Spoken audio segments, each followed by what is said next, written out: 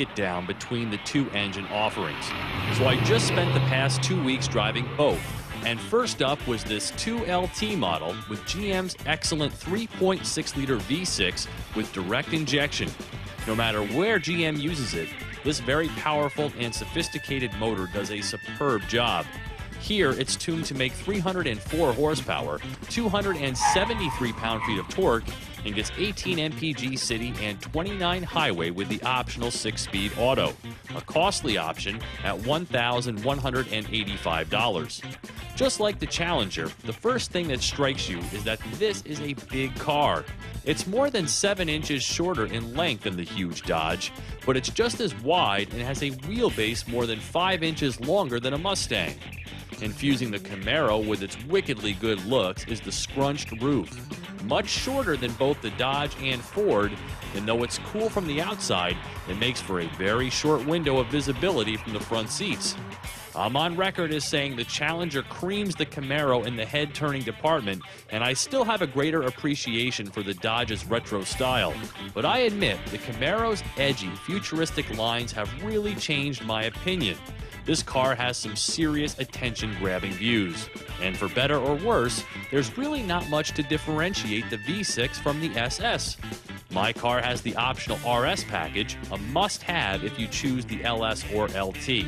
It adds 20-inch wheels, HID headlamps with halo rings, a rear spoiler, and unique tail lamps. Without it, the car looks somewhat plain. It costs $1,450. So how does it drive? Well, to my disappointment, very similar to a Malibu, which would be a compliment if this wasn't a sports coupe. It's quiet inside with a very composed ride. There's some power, but not as much as the stat sheet leads on. Overall, it's completely benign. It's as if climbing inside and closing the door also shuts out the fun. It's a very comfortable cruiser as long as you're not in the headroom-starved back seats. Hey, it's a commendably good driving car, but it's not a Camaro, at least not to me. But in GM's defense, I think they've done a smart thing. This model will attract those who want the flash, but not necessarily the dash or the price associated with it. The high-trim 2LT costs $3,600 less than an SS. It gets 3 mpgs better and plays friendly with everyone. It's not what I expected, but I'm sure there will be a willing audience based on its resume alone.